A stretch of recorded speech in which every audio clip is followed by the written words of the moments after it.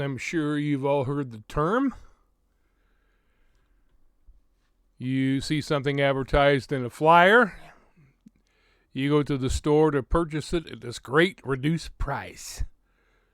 You get there and they tell you, oh, we just ran out. But hey, we have something similar. It's only $10 more. Gotcha. Unfortunately, that kind of stuff goes on all the time. Car dealerships are pros at those kind of tactics. Yeah, we'll sell you this great car for only $12,000. You're like, cool, let's do it. So then they go in and they bring out the paperwork. And then there's the title fee, the application fee, the kick the tires to see if they're rubber fee, the clean out the ashtray even though the owner was a non-smoker fee, the adjust the headlight that didn't need adjustment fee, the having to walk from the lot to the office fee, you name it. And then you're looking at the paperwork and you see it's not $12,000. It's now $23,500. What? Oh yeah, that's the base price. But this is the price after all the fees we have to add to it. Huh. Yeah, so then you walk out the door giving them some middle finger energy. That's just one form of bait and switch. There are other forms of bait and switch as well. One form of bait and switch is setting up a GoFundMe for a specific purpose and then changing it to something altogether different than the original purpose that the people contributed to. Just so you know, that's called fraud. The GoFundMe terms of service reads as follows, and I just want to read the first part. It says, you as a campaign organizer represent, warrant, and covenant that all information you provide in connection with a campaign is accurate, complete, and not likely to deceive reasonable users. All donations contributed to your campaign will be used solely as described in the materials that you post or otherwise provide. All right, the rest of it's just a bunch of legalese, which doesn't really, not worth going over. But their policy says, it says, in the rare instance that someone does create a misleading fundraiser with the intention of taking advantage of others' generosity, GoFundMe takes swift action to resolve the issue. Now, let's hope so. It says, our policy is simple and strictly enforced. It is not permitted to lie or intentionally deceive donors on GoFundMe for financial or personal gain. All right, now, let's say that a person sets up a GoFundMe for the specific stated purpose and then decides instead of sticking with the original stated purpose, they decide they want to keep the money rather than giving it to the person or persons intended. Now, would that be considered fraud? Would that be considered a crime? First of all, how does GoFundMe define fraud or fraudulent activity? Now, according to GoFundMe's site, they consider the following as fraudulent activity: breaking the law. Okay, yeah, duh. All right. Lying or being misleading about your identity as a campaign organizer or your relationship to the beneficiary of the funds. Posting misleading statements in the campaign description.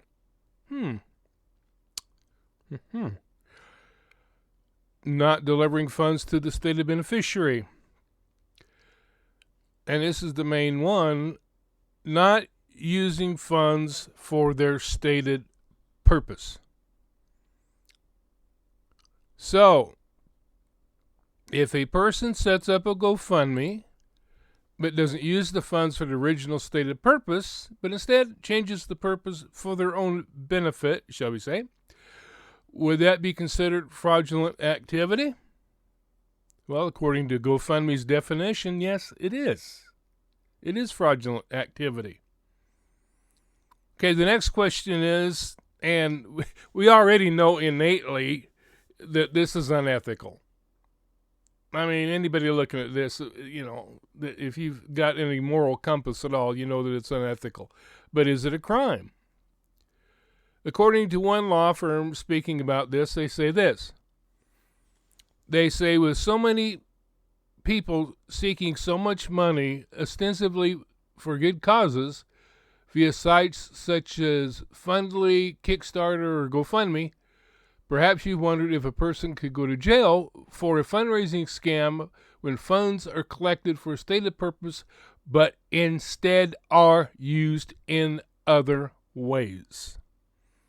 The answer is yes, you could, because it's a crime.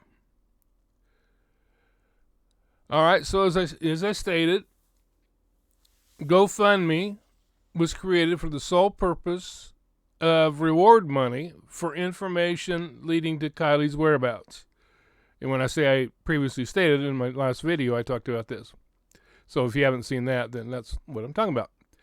Is that the GoFundMe for Kiely Rodni was created for the sole purpose of reward money leading to her whereabouts. Now, since the fund was created for this purpose, according to GoFundMe's own guidelines, as we read, using the money for any purpose other than the stated purpose, reward money, would be considered fraud. Now, keep in mind that this was created, the GoFundMe itself was created on Sunday, August 7th at 12:28 p.m. And then already, later that evening, on the same day, the person who created the GoFundMe, Amy Kirarte, Lindsey's real estate agent, started asking for more. So we need to increase it. Now, it's not unusual for a family to increase the reward in order to enhance the possibility of someone coming forth with information. Not unusual at all. But this is usually done after a reasonable period of time. Okay, so while that's not unusual, it is highly unusual to do it the same frickin' day. I mean, seriously. Here they posted the GoFundMe, and then in less than 8 hours after they started it, they're already trying to boost it up. And we know it was increased several times until they had a goal, of $150,000. We also know that when Lindsey heard that AWP was headed to Truckee to find Kiely, all of a sudden, it was changed from its stated purpose, reward money for finding Kiely, to something. They changed it to something else, which I don't remember, but then it ended up becoming support for the family of Kiely Rodni. So Lindsey had no intention of giving that money to Adventures with Purpose, even though legally it's their money, because the original cause of the GoFundMe was for reward money. And so, according to the GoFundMe guidelines, as well as the laws of the state, this is fraud. And Squirrel Girl contacted Adventures with Purpose, and she specifically asked them if they'd received any of the reward funds. And they messaged her back and said they had not. Okay, now, while they don't do the work that they do for rewards, they do it free of charge. They don't ever charge families a dime. But since the reward was offered in this case, and they were the ones who found Kiely, they deserve the reward. Now, they're not going to demand it. They're not going to sue them for it. But the plain and simple fact is they earned it. And honestly, the lack of gratitude and the hateful, spiteful way AWP has been treated is just absolutely disgusting to me. And I know to many of you as well. And as many of you know, that Squirrel Girl started a petition which many of us have signed. And the petition requests that the money from the GoFundMe be given to its rightful owner, Adventures with Purpose, and is not to be used for Lindsey's personal gain. Now, at this point, Lindsey has filed a complaint against us, trying to get the petition struck down. She's doing everything she can to try to stop it and greedily pocket the money for herself. In fact, the last thing that she did is complained against the comments, and now they've taken the comments out of it, out of the petition. They've removed them from the petition because a family member filed another complaint. Gee, I wonder who that was. People, I don't care what anybody says. A lot of you people want to try to defend her. Phew. Y'all are nuts. She's evil. She's committing fraud. The things that we've seen her do, only an evil person would do, plain and simple.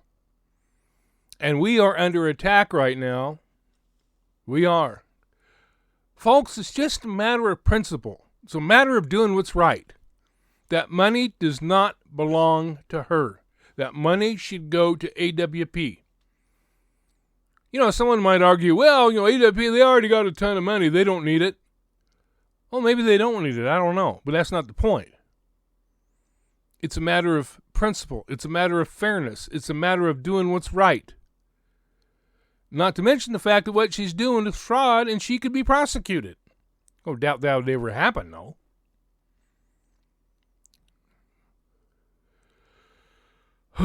Anyway. Yeah, I'm a little fired up about this, and I'm sure you couldn't tell. But, okay, I want to encourage all of you to go watch the video that I've linked in the description where Squirrel Girl goes through the entire history of this GoFundMe account. She's really done her homework. I mean, she's put a ton of work into this, and she's arranged all of her information into a chronological account, which is very, very informative and exposes what's really going on. And so she deserves the credit for the information I'm presenting to you today, and she's just doing a bang-up job, doing a fantastic job. So, you know what? You need to go watch that video. It's good. I think you'll find it very, very interesting. So let's get behind her. Let's support her and cheer her on. All right? Let's do this. All right, folks. We'll catch you later.